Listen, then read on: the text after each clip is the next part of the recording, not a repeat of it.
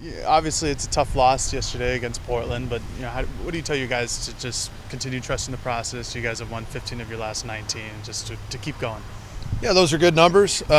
Frustrating to experience what we experienced last night. Plenty of excuses, plenty of reasons, and bottom line is, it wasn't good enough. And there were a lot of great things about the ball game yesterday. I mean, I really liked the way our guys came out swinging the bat.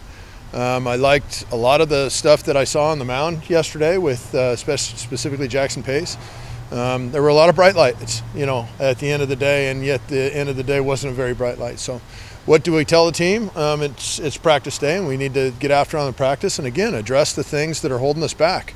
And it just seems like we get to a point, and have now several times, where, boy, you start feeling a lot of momentum and feeling a lot of progress. And, are we over the hump? And then the answer is no. There's a setback. And so it's been the story so far. And although that's the story is really good overall, like you indicated. And we've positioned ourselves well. But, boy, you'd just like to see the guys take the next step and take a good baseball team to an elite baseball team. Your last midweek loss to Niagara was a very kind of similar story. You guys are ranked. I don't know how much you pay attention to that, but you guys become ranked and lose the midweek game, but you guys then go on this 11-game winning streak right afterwards. Just, is there a similar kind of sentiment that you're telling to the team, or is it you trying to find something new? Totally different set of circumstances. I hope the result's the same, and we, take off on a win streak. And so I hope that's the indicator.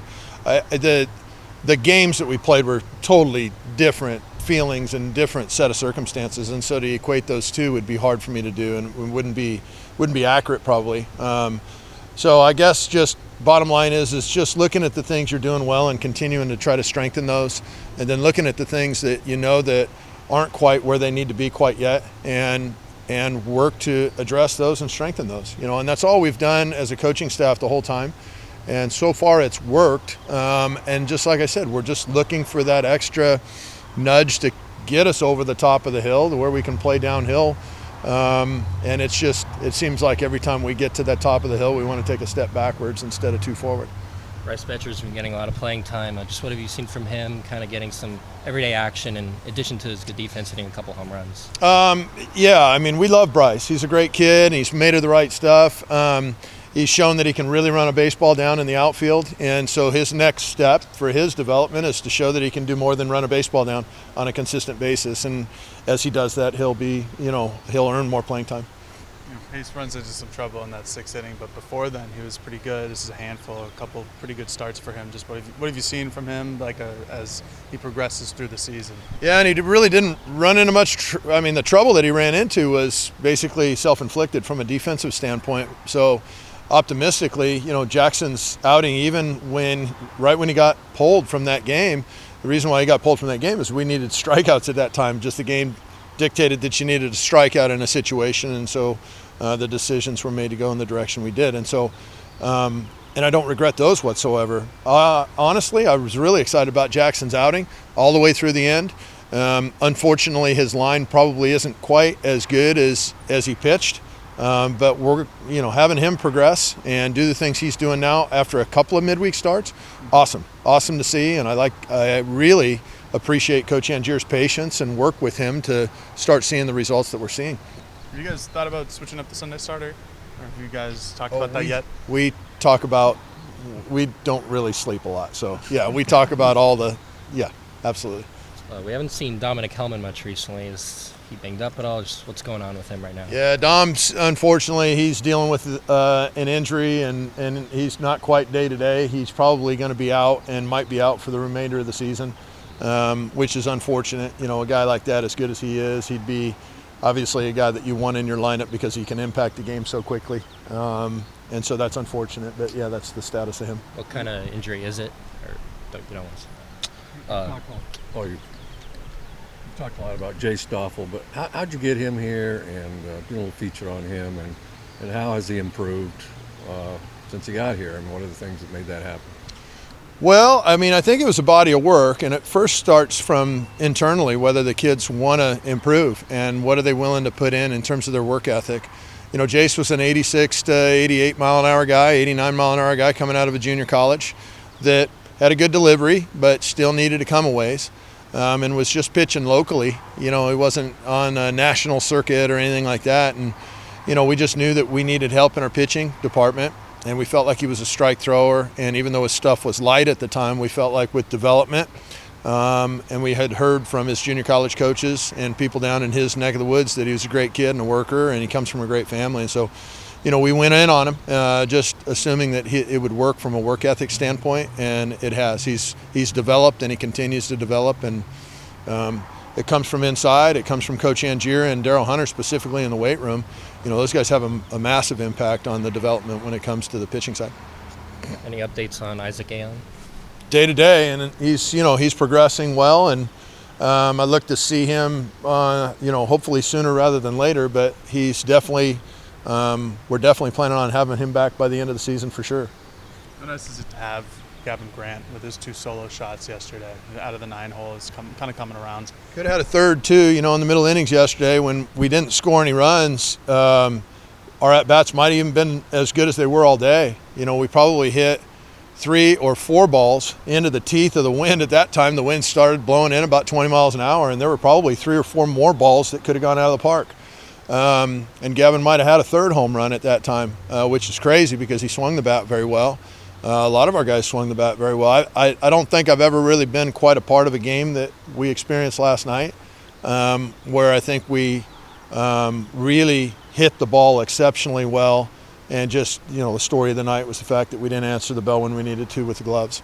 As we look towards Cal, you guys have Jay Stoffel probably going on Friday. I know you haven't announced it yet, but 2 straight Pac-12 pitcher of the week. How nice is that in your confidence level to go into Friday nights with Jace on the mound? Jace has been really good. We haven't determined where or if he's going to pitch this weekend. He's outstanding, and he and Mercado last weekend were a fantastic 1-2 punch.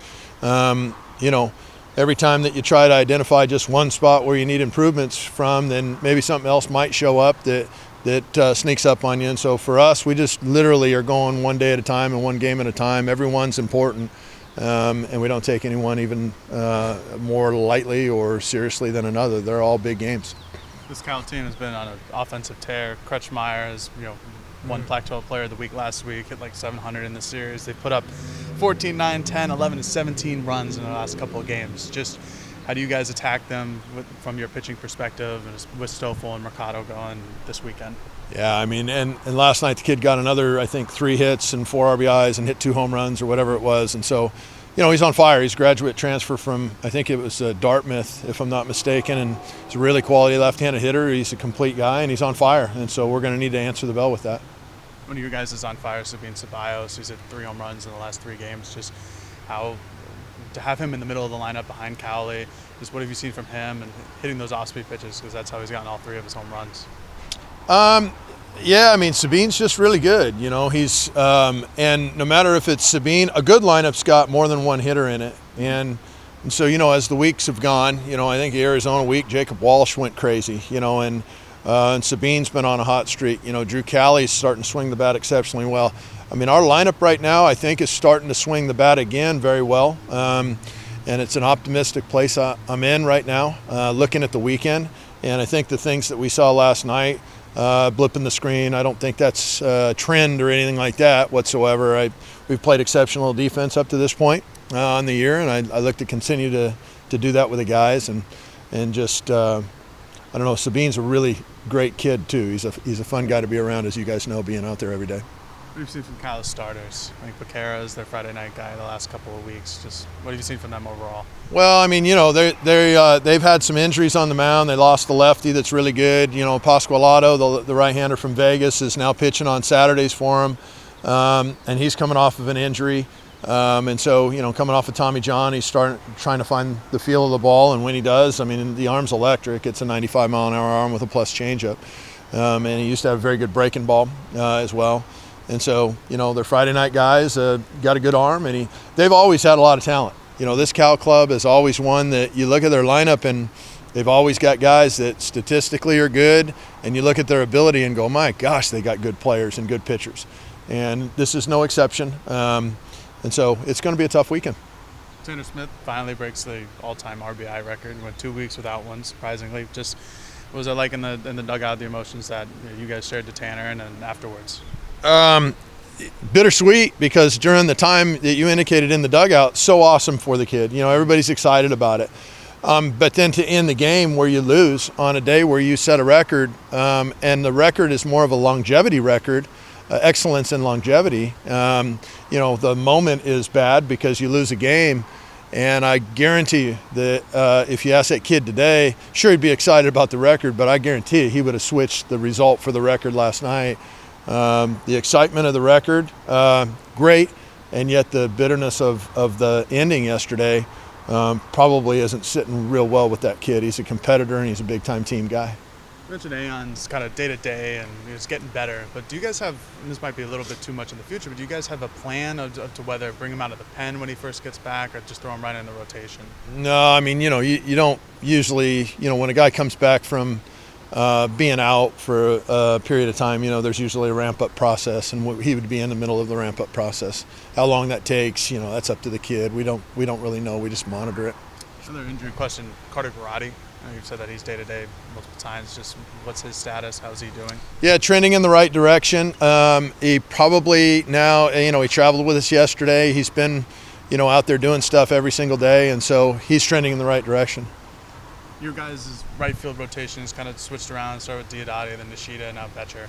Is that going to be? How do you feel like Betcher has maybe solidified that, or is that going to be continuing to be somewhat of a revolving door? It's up in the air right now. I mean, you can't deny what you see. It's up in the air. There's things that have been done well, and there's things that just aren't what it looks like. And until it shows up with what it looks like, the players that we have in our uniform, there's enough players that might offer an answer to those solutions, and that's our job as coaches to be able to give those guys opportunities when they deserved it. And there's other guys that deserve opportunities that may provide us that answer. And ultimately, at the end of the day, I don't really mind what name's written in the lineup card. I'm just looking for the production to help the team win. Going back to my Sunday starter question, you and Angier, have you guys talked names? You have like an idea of who might be? Is it still going to be Leo? Is it going to be somebody else who maybe an opener, something like that? We've talked about it. Definitely have talked about the names of the Sunday starter, yeah, and Friday and Saturday as well.